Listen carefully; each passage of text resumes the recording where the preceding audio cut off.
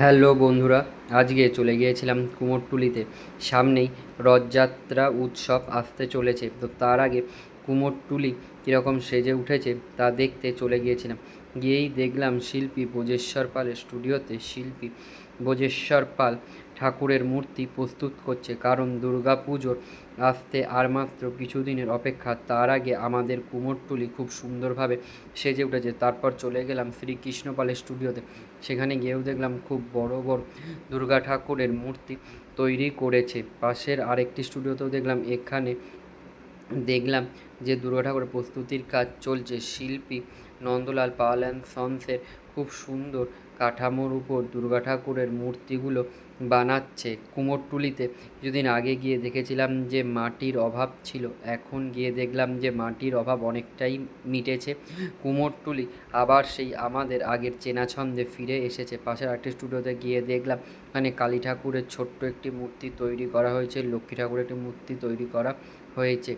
তো এখন অবধি কালী ঠাকুর মূর্তিতে চক্ষুদান করেনি, লক্ষ্মী ঠাকুরের মূর্তিতেও চক্ষুদান করেনি। পাশের আরেকটি ঠাকুর সেটিও সম্পূর্ণরূপে প্রস্তুত করা হয়ে গেছে। তারপর পাশের আরেকটি স্টুডিওতে দেখলাম এখানে গণেশ পুজোর প্রস্তুতি চলছে। এখানে খুব বড় বড় গণেশ ঠাকুরের মূর্তিগুলো বানানো হয়েছে, কারণ গণেশ পুজো আসতেও আর মাত্র কিছুদিন। তার আগে শিল্পীরা গণেশ পুজোর প্রস্তুতির কাজ আর দুর্গা পুজোর প্রস্তুতির কাজ শুরু করে দিয়েছে, কারণ আগে গণেশ পুজো হবে, তারপরেই হবে আমাদের মা দুর্গার পুজো। আর এখানে খুব বড় বড় গণেশ ঠাকুর বানানো হয়েছে, ঠাকুরগুলোকে দেখতেও খুব সুন্দর লাগছে। মা দুর্গা আসতে আর মাত্র কিছুদিন। তারপর চলে গেলাম শিল্পী সমীর পালের স্টুডিওতে। সেখানেও বড় বড় দুর্গা ঠাকুরগুলো দেখতে পেলাম। অমল পালের স্টুডিওতে দেখলাম যে খড়ের বিচুলির কাজ চলছে আর দুর্গা ঠাকুরের কাঠামো তৈরি করেছে। তারপর চলে গেলাম শিল্পী মালা পালের স্টুডিওতে। শিল্পী মালা পালের স্টুডিওতে গিয়ে দেখলাম খুব সুন্দর একটি জগন্নাথ ঠাকুর বানানো হয়েছে। তো 16 তারিখ আমাদের রথযাত্রা উৎসব, তার আগে কুমোরটুলিতে শিল্পী মালা পালের স্টুডিওতে খুব সুন্দর একটি জগন্নাথ ঠাকুর বানানো হয়েছে। এছাড়াও ছোট্ট একটি কালী ঠাকুরের মূর্তি বানানো হয়েছে, আর জগন্নাথ, বলরাম, সুভদ্রা এবং ছোট ছোট কিছু মূর্তি বানানো হয়েছে। আর কালী ঠাকুরটি খুবই সুন্দর দেখতে। শিল্পী মালা পালের স্টুডিওতে খুব সুন্দর কিছু জগন্নাথ, বলরাম, সুভদ্রা দেখলাম। শিল্পী মালা পালের স্টুডিওর পাশের একটি স্টুডিওতে দেখলাম এখানেও দুর্গা পুজোর প্রস্তুতির কাজ আরম্ভ হয়ে গেছে। মা দুর্গার মুখটি অপূর্ব সুন্দর দেখতে লাগছে। পাশের একটি স্টুডিওতে দেখলাম এখানেও গণেশ ঠাকুরের প্রস্তুতির কাজ আরম্ভ হয়েছে, সাথে বানানো হয়েছে লক্ষ্মী ঠাকুরকেও। পাশের আরেকটি স্টুডিওতে দেখলাম এখানে বাঁদিকে বসে রয়েছে গণেশ, তার উপরে লক্ষ্মী, মাঝখানে মা দুর্গা, নিচে রয়েছে কার্তিক, উপরে রয়েছে সরস্বতী। আর এখানে খুব ছোট্ট একটি কাঠামো দুর্গা ঠাকুরের মূর্তি বানানো হয়েছে, অপূর্ব সুন্দর এই কাঠামোটি দেখতে লাগছে। ডান দিকে আরও একটি দুর্গা ঠাকুর রয়েছে, এই ঠাকুরগুলোকে রং করলে অপূর্ব সুন্দর দেখতে লাগবে।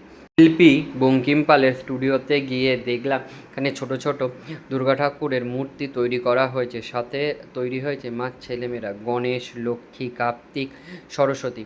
গিয়ে দেখলাম শিল্পী বঙ্কিম পাল খুব সুন্দর একটি ছোট্ট দুর্গা ঠাকুরের মূর্তি তৈরি করছে। তোমরা যারা ঘরে পুজো করার জন্য ছোট ছোট দুর্গা ঠাকুর খুঁজছো, শিল্পী বঙ্কিম পালের স্টুডিওতে আসলে ছোট ছোট দুর্গা ঠাকুর তোমরা কিনতে পারবে। এর আরেকটি স্টুডিওতে দেখলাম খুব সুন্দর একটি দুর্গা ঠাকুরের ছোট্ট মূর্তি বানানো হয়েছে। এখানে দেখতে পেলাম শিল্পী খুব সুন্দরভাবে গণেশ, লক্ষ্মী ঠাকুরের তুলির টান দিচ্ছে। আর কুমোরটুলিতে একটি দোকান আছে, এই দোকানটি খুবই ভাইরাল।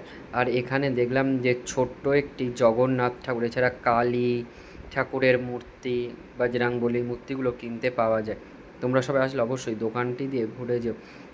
কুমোরটুলিতে আজকে গিয়ে খুবই ভালো লাগলো, কারণ কুমোরটুলিতে মাটির যে সমস্যাটি ছিল সেই সমস্যাটি সম্পূর্ণরূপে মিটে গিয়েছে। আবার কুমোরটুলি তার আগের সেই চেনা ছন্দে ফিরে এসেছে।